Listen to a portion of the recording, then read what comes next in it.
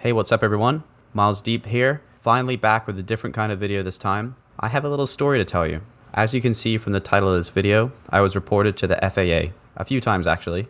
To make this video more interesting, I'm going to be talking over some old footage that I recorded a while ago. The audio got messed up, so I never got a chance to use it, so this is a good time to show it to you. So I was reported to the FAA and was called by one of their agents.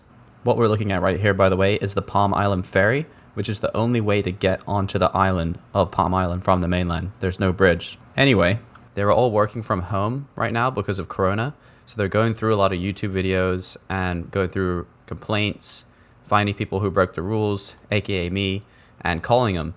I'm actually not entirely sure how they got my contact information, but I got a call from the Tampa FAA office. I spoke to an FAA agent named Tom. He was actually really nice. He educated me on a lot of rules that I was unaware of at the time. He told me that I didn't have to take my videos down, that I had violating VLOS, but he did ask me to put a disclaimer in the video description. I said it wasn't a problem and that I wanted to do everything that I could to follow the rules and fly responsibly and comply to the FAA's rules. After a long conversation, we both felt good about the outcome, and he closed my complaint case with the FAA. So that's it, right? I talked to Tom and got everything settled. No, that's wrong.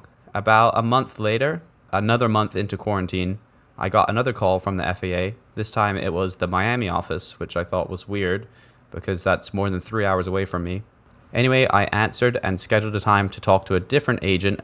When we got around to talking on the phone, she told me that she'd seen several of my videos on YouTube. She was working from home as well and looking for violations.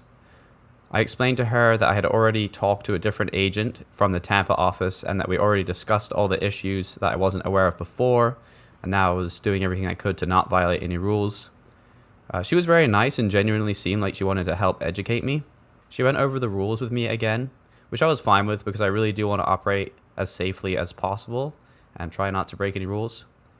After going over everything, she said that she noticed I had ads on my YouTube videos. I said yes, but I don't use any of the money for personal use. All the money goes back into the YouTube channel so I can purchase new equipment like drones or new cameras. I just recently bought a new GoPro, which is true, by the way. Anyway, she said that this was a violation because any use of a drone to further a business, even if you're not earning money directly, and yes, a YouTube channel does count as a business, requires a Part 107 license. We agreed that I would get my Part 107 license, and she closed my case. So I studied for about a week and boom, I got my Part 107 license. I don't have my physical license yet, but here's a picture of my exam sheet. The test is no joke.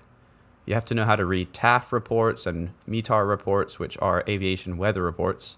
You have to know airport traffic patterns, know different classes of airspaces, and a whole bunch of other stuff.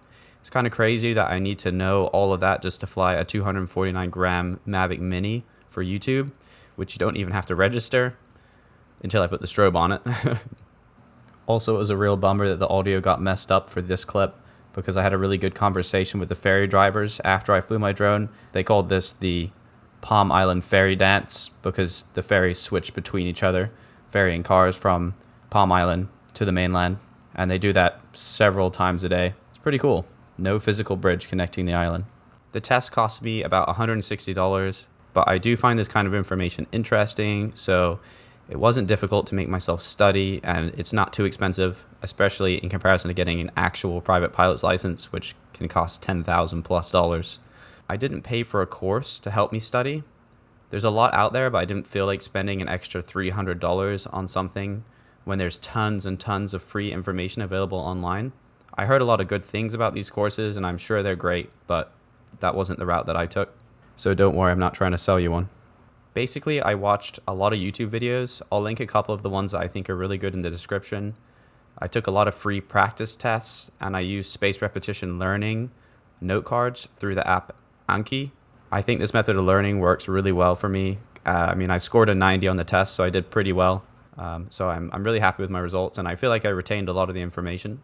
So now I'm an officially licensed Part 107 pilot and fully licensed to make money from my videos on YouTube. I'm sorry for the long break. I also took an awesome trip to the beautiful state of Oregon, and I'll definitely be posting some videos there. Thanks for sticking around to hear my story. Now that I have my license, I'll be able to post a lot more.